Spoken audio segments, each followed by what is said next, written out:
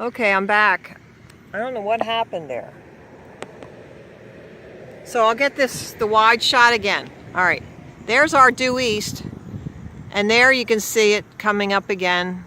On the left side, there's still that gap in the clouds. And then it goes and fades, fades, fades, fades, fades, and it's darker. I mean, it's darker. I'm pointing directly north right now. So you can even see in this one shot how it's darker to the left than it is to the right.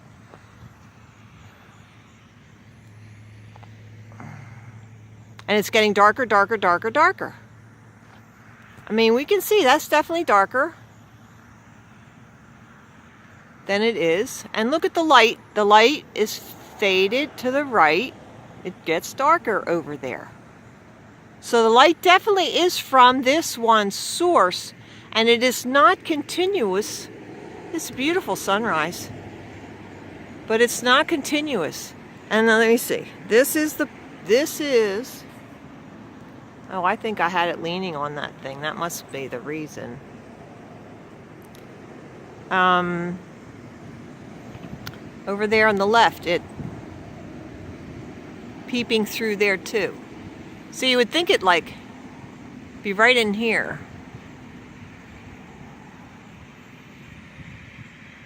But due east is definitely that way. That's where due east is.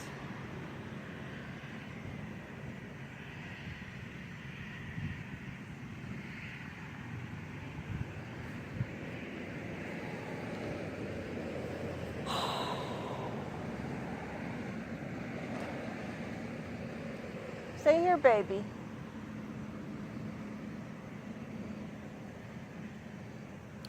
This is a nice vantage point. It's a local farm. And here, I'll show you this.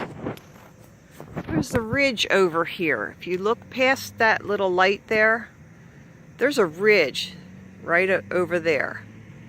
Now, where I was going to be before is way over here past the silos. But to get a due east shot, I was going to have to be between some big trees. So this morning, on the way here, on the way over to my other spot, I thought, you know, I'm just going to come up here to this big farmer and get in his fields, and this is where I'm at. Because that way I can see without trees. Except in the distance, of course, there's some trees. But the trees I would have encountered over at the other spot were kind of like those silos. They would have been pretty tall, and I would have had to shoot the sun right between the trees and the silos there. That's the way it would have looked. So that would not have been as pretty, I don't think. Well, it might have been more scientific. So, come over here.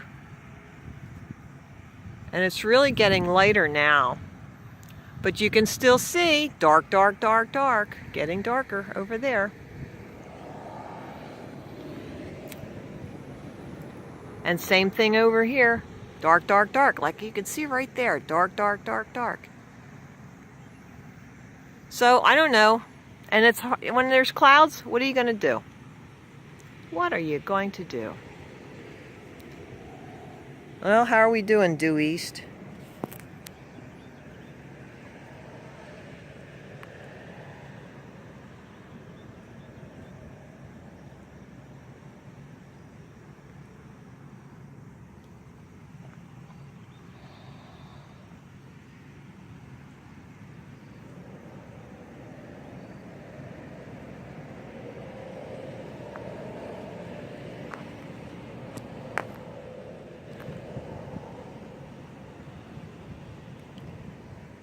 Now I got a little bit of wind.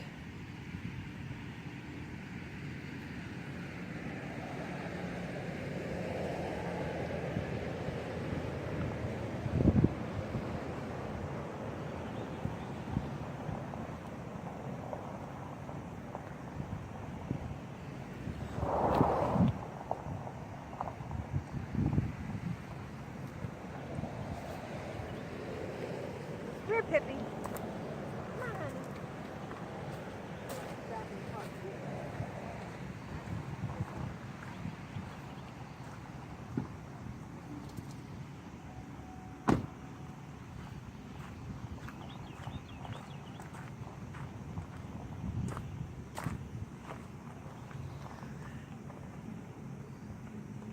I don't know if we're going to catch the sun at all.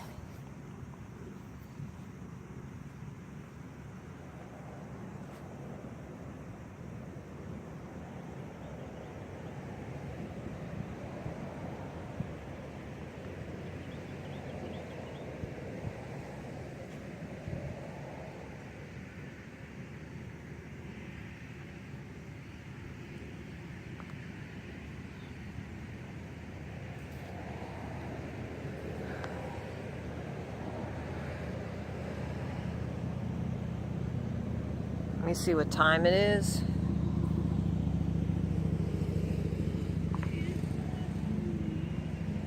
$6:30. I'm gonna leave it run.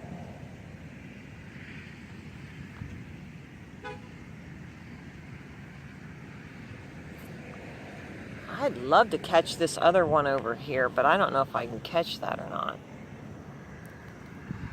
Yes, it's getting just a little bit, the bright red is a little faded.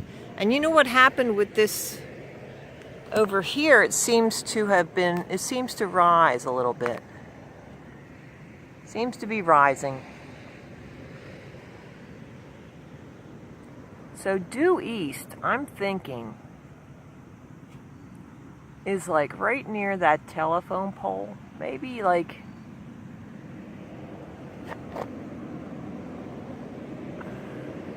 no, it's like not even there. It's like near between this telephone pole and the high tension tower on the right. So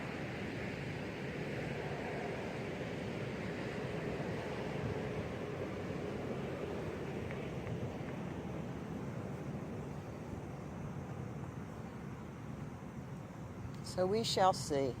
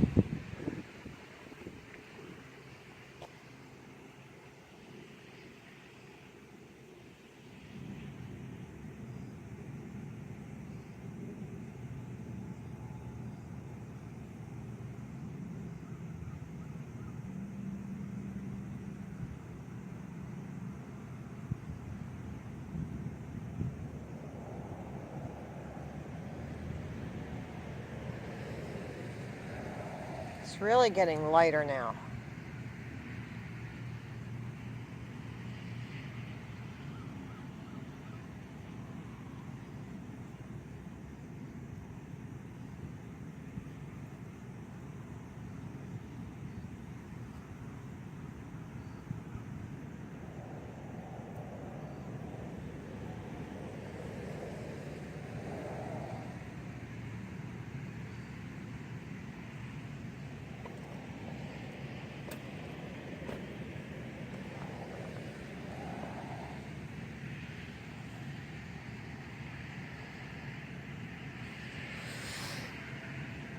I'm gonna have to upload these. I'll just make them private, I guess, on my YouTube.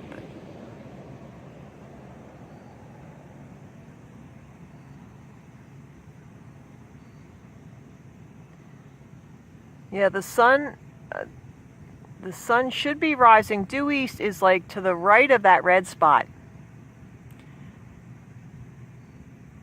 But it doesn't seem, well, I don't know. Maybe the light is, it's really hard to tell with clouds. They really tend to mess things up.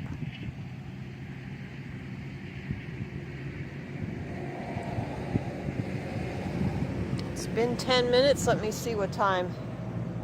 6:34. So 13 minutes. I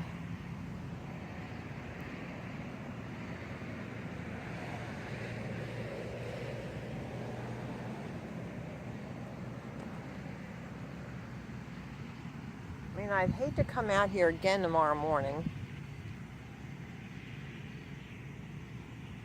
But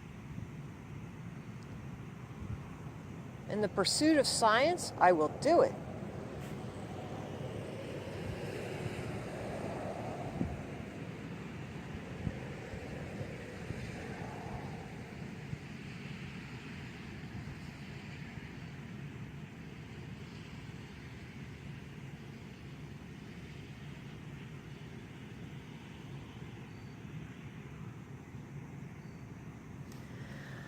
Yes, due east is, there's one telephone pole. Okay, the one you see, I'm at an angle here. Let me see if I can turn it.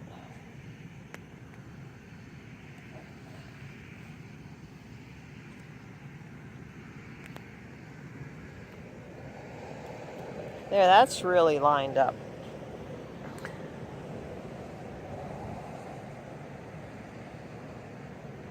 That's where due east is, right there. So it's like right between those clouds.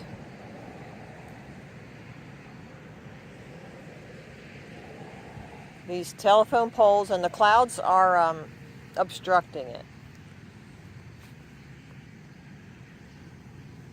Well, let me show you over here now again. Oh. There.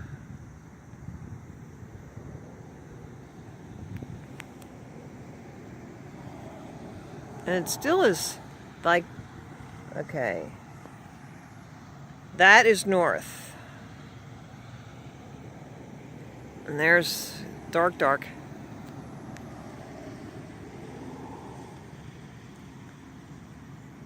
Then right there is due east. The most intense, oh wait a minute. Look at the clouds. I don't know if you can see this, but the clouds there to the left, they've got really some red going on. And you know, that might not be the source of the sun. It just might be reflecting on the clouds. But the sun, I guess, should be red, putting out some red to be reflected off the clouds. The source of the sun has to be going, oh, the light could be going through something in the atmosphere to make it red.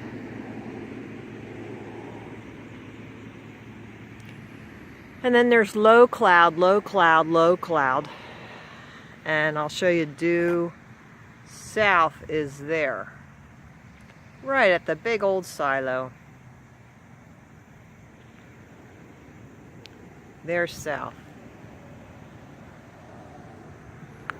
So, ooh, look on the clouds. It's really getting prettier.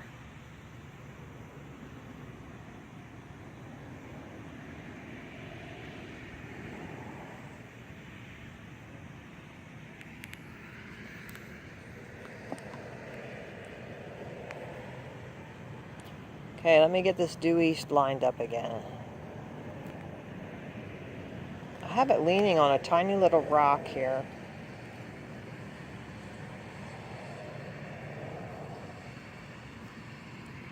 That's it. And it's really light out now. Oh, look at that. Intensity on those clouds over there. Really is nice.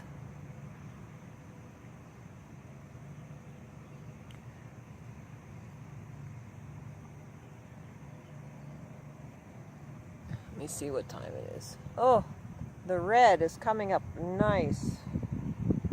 6:39.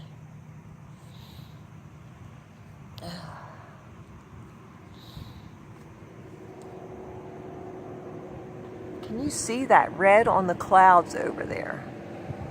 Just to the left, there's red on the clouds. It's very nice. I'm still not getting a break where the sun is going to be coming. But you can tell that that is the brightest spot. I mean, if you were just to look around in a circle, you would be able to see that is where the light is coming from. That is the source. Now this red is spreading to clouds right above. Geez, if I could only get on top of that silo, I wonder if they would let me go up there. That would be awesome.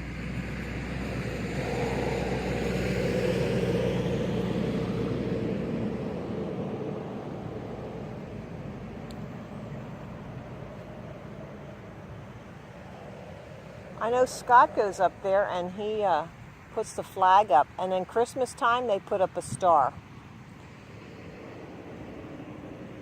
This is a good family that runs this farm.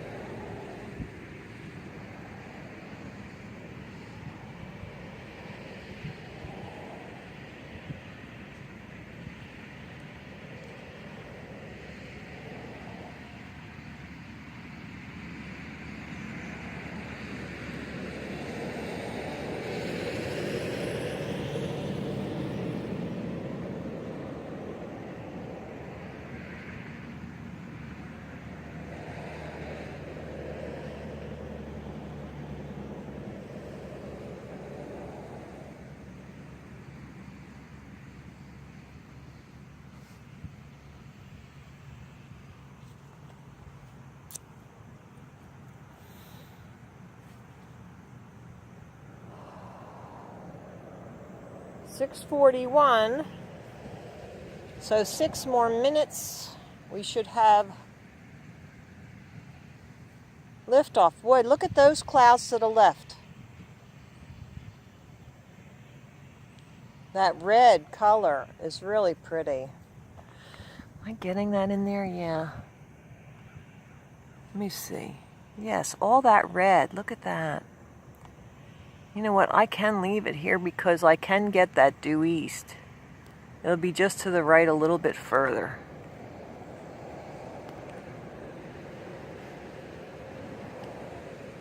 The due east is between those telephone poles. The two closest. Like they're almost directly between them.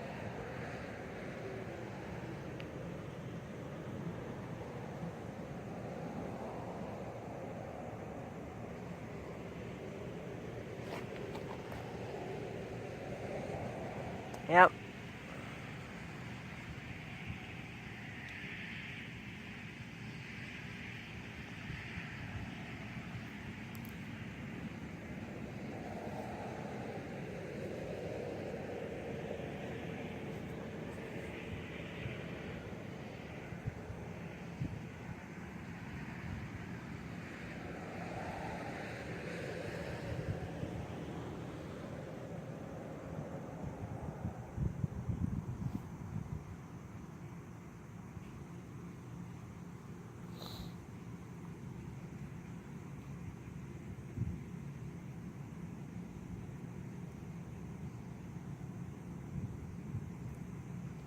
Oh, now, if you look to the right, above that high tension tower, there's some really bright light on the edge of the clouds. Some really bright light.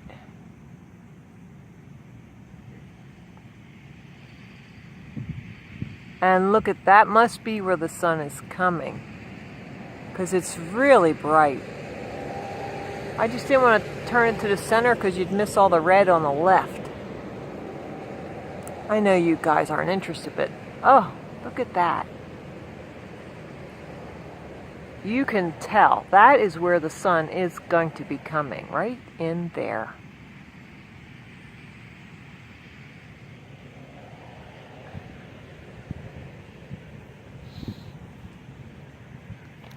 You know, I'm wondering, why is it that the coloring and the shading, look at that big spot developing.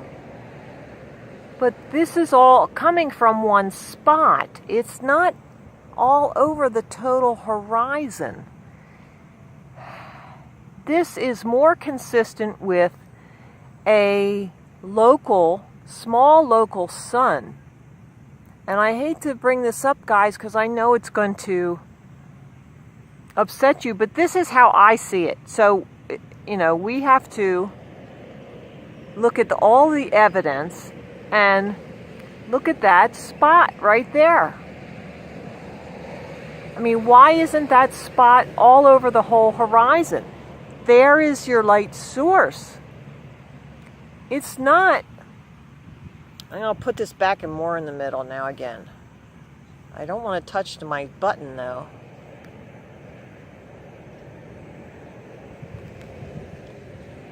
But this is consistent with a small local sun that is close. It's close. It is not. This is our flat Earth view here. It is not a 93 million miles away sun. It wouldn't do this. It wouldn't act like this. This is definitely one source, and all is emanating out of that. I mean, can you see that? That developed there. And you can tell that is where that sun is. Now, at this point, I think it is slightly more than 90 degrees. That spot, anyway. And that would also be consistent because where the sun would rise, the first light of the sun, that would probably be at 90 degrees. But you see, when we have the circuit, we call it a circuit. And it is a circle. But when it's not a perfect circle, because when the sun moves across the plane, it goes from one circle to the next. So we are now hitting the equator line, but it was up at the Tropic of Cancer, which you know is slightly smaller than what it is on the globe, because when you flatten out between the equator and the North Pole, you flatten that area out. That would make that Tropic of Cancer smaller. And on the same token, when you have the Tropic of Capricorn and you open up the bottom of the globe and smash it down, keeping the equator the same, we will agree that the equator is probably correct. So then the Tropic of Capricorn would be much larger, much. Because Captain James Cook in the mid-1700s, he logged 60,000 miles around Antarctica's coastline. And no, he did not get lost in the Pacific and make a bunch of circles, as the textbooks say. He was an experienced captain, and he went around Antarctica, keeping the shoreline to his port side and in view. So how can you get lost when something is in view? And he logged 60,000 miles. And for a 24,901 equator, that would seem logical. And that's something, hey, if we have a good math guy, you know, I'd have to look up things, but if we had a good math person, we could see the difference in the circumference of these circles, the equator and then Antarctica. It wouldn't be exact for Antarctica because we don't have a latitude that's exactly on the coastline. But look how that is developing. You can see, I mean, that's exactly where it's going to be. You can see it because it's the most intense.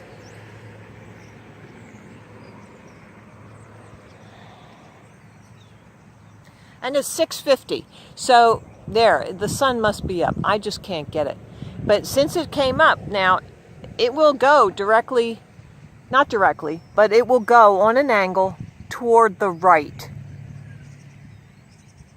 Because it is following its circuit, its circle above the plane.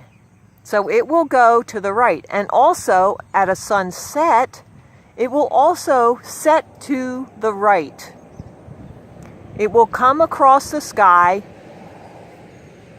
and go on a circle. So when I'm at my house, if I take sunrise and sunset and draw a straight line, it will be way up at the neighbor's house. It would be directly over the neighbor's house. But no, it's down to past beyond my house. So it is definitely on a curve. It is not a straight line. So what a beautiful sunrise this is. And it would be nice, there's a big old huge cloud just covering that. So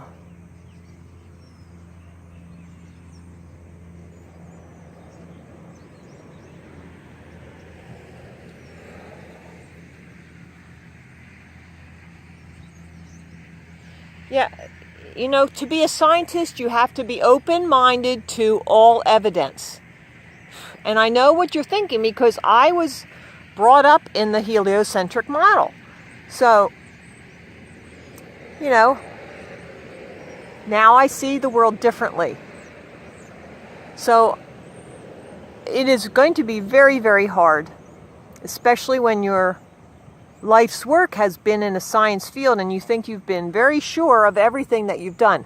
And, you know, things can work.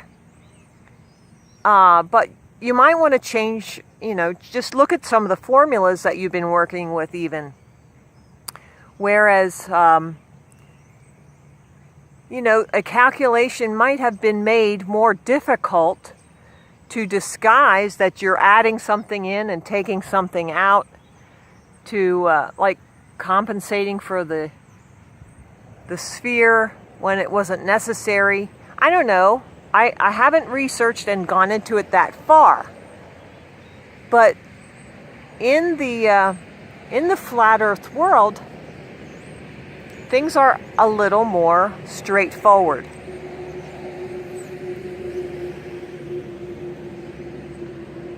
Look at that, very pretty.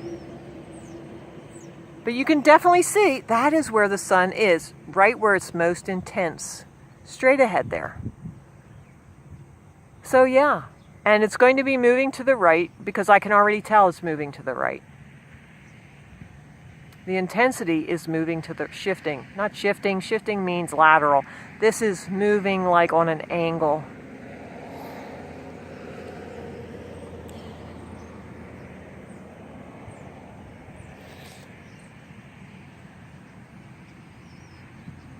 Well, if I had to get up, at least it was a pretty sunrise.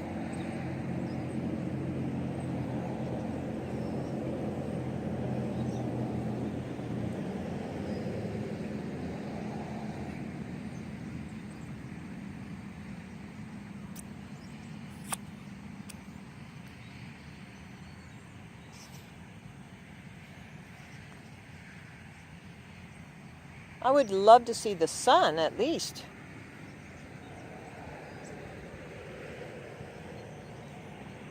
there are breaks in the clouds, so I'm wondering if I'll be able to get that. Will I be out here that long? I don't know.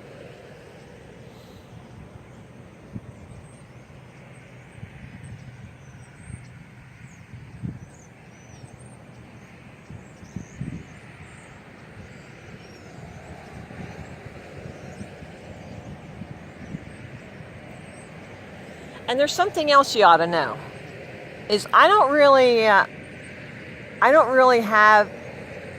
hold in high esteem people's pieces of paper.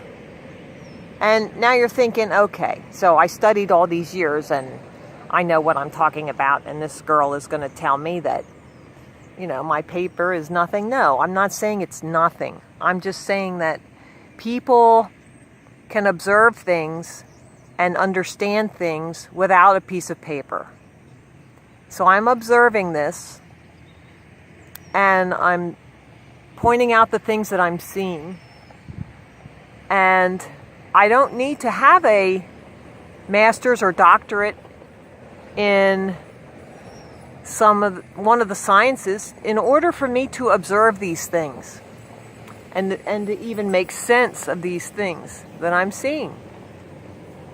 So this is where, I joined you guys because I expected that we would all have respect for that. The powers of observation. And you know what else? There's something called cognitive dissonance, whereas maybe somebody with a piece of paper who has learned something a certain way and learned that it is explained in one way, they can't see it any other way.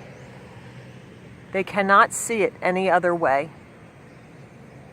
Whereas I'm looking at it with new eyes, different eyes than what I was raised up to believe.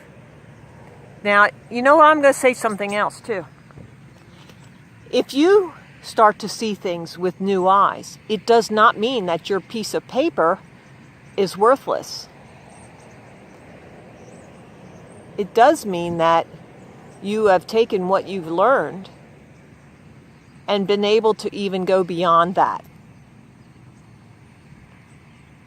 Go beyond that to seeing that there was a possible mistake. We all have to do things in our lives, make sacrifices. I mean, look, if this is true, that the government has been lying to us about the heliocentric model, then you never would have gotten in your life to the scientific place that you wanted to go if you had believed in a flat earth, or if you had questioned the government. Because let's face it, guys, this government is controlling things behind the scenes. There are things controlling. And to be passed over for a promotion or squeezed, hey, I'll tell you this, squeezed out. I was squeezed out of 2 churches since I came to Flat Earth. Yep. And you would think that would be, I couldn't believe it. I was going to this church, and all of a sudden I started studying Flat Earth, and I would tell my friends at church, and they just look at me like I'm a nut. And then the pastor got involved, and I was going to a small group at a friend's house for many years, and they squeezed me out of that. I said something about, wait a minute, the leader said, we have to step out of our comfort zone. And I looked at him and I said, well, you don't want to step out of your comfort zone. And with that, they scheduled a meeting with me and said, listen, if you're not going to be respectful, then, maybe you shouldn't come. So respectful means that you don't tell the truth.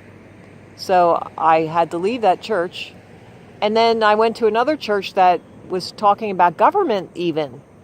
And I thought, hey, yeah, this is a good church. Maybe, they'll be open to a lot of my ideas. Nope, I brought up flat earth and why can't we see Spain? I'm there, what? It's like they did not want to know about it either. Then I find out that the pastor was personal friends with Robert Sungenis, who made the documentary called The Principle, which means it's a ball earth, but that the earth is the center and everything revolves around the earth, the ball earth. So, he's like a half a step in between flat earth and heliocentric. And he does have a working model, which I thought was fascinating. So maybe you want to look into that. Just looking at the different models is really neat. It does work. So maybe you guys could see some flaws in it, but I thought it was really good. So flat earth is just another step towards or away from the ball yet.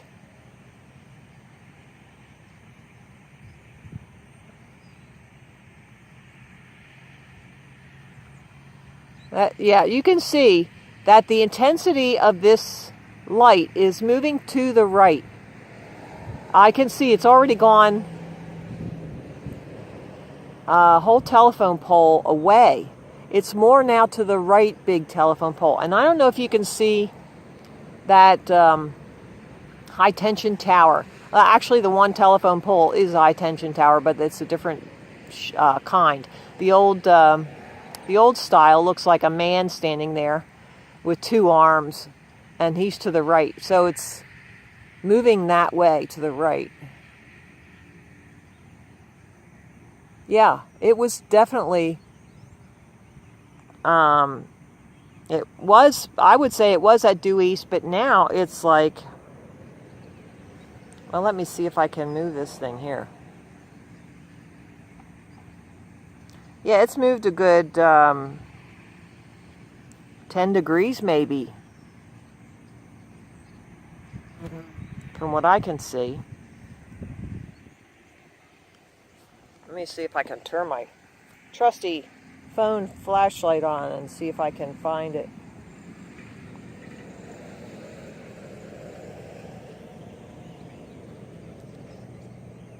Oh, there we go again. Bring the phone close and it moves.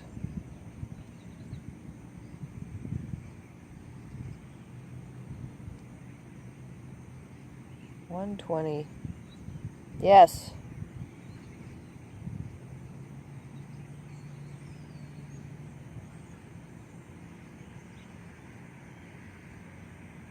It's at 100. Yep. So, I mean, it goes along, and I know you're saying, well, it's the tilt. It's just following the tilt. Well, okay. So let's see if we can't figure that out. How could we tell the difference if it's the tilt or if it's following the circuit? And one of those things was why I pointed out about the darkness on the sides and the concentration of light in the center. Because it would not be that way if it was a huge distant sun and the tilt of the earth. It would have been, the whole horizon would have lit up at one time.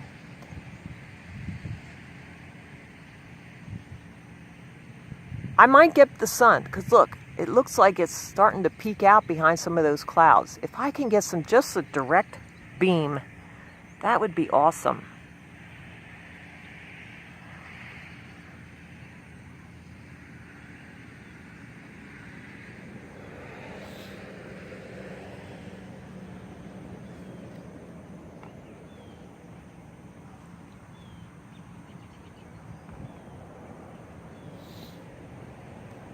Okay, maybe not quite 10 degrees. Yeah, more like 5.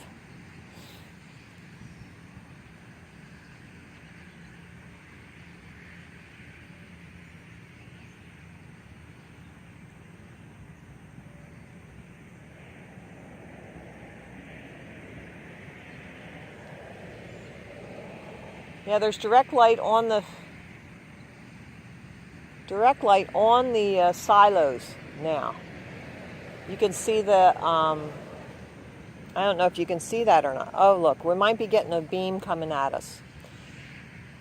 I don't want to move the camera and miss that little sunbeam. Starting to get bright. And did you know, I'll tell you, there's something called sun gazing. And I've done it, where if the sun is low in the sky and it's like orange, you can gaze at the sun. For several minutes, you can work yourself up to it. And it's actually very healthy. It helps to illuminate your mind.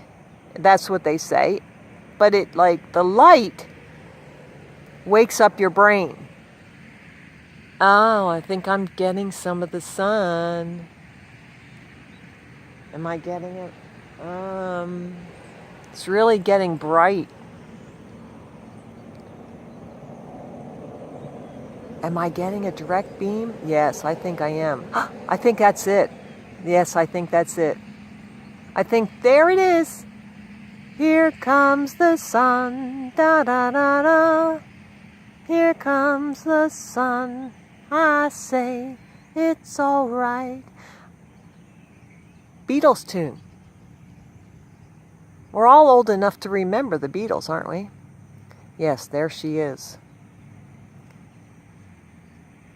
And when you stare at it, you get the little halo around it. It's awesome.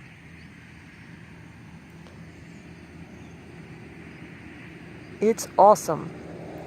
Okay. I think that's about all I'm going to do for today. So I'm going to be so excited to see the results from my other crew members. Holy mackerel. Wonder if Karen even woke up.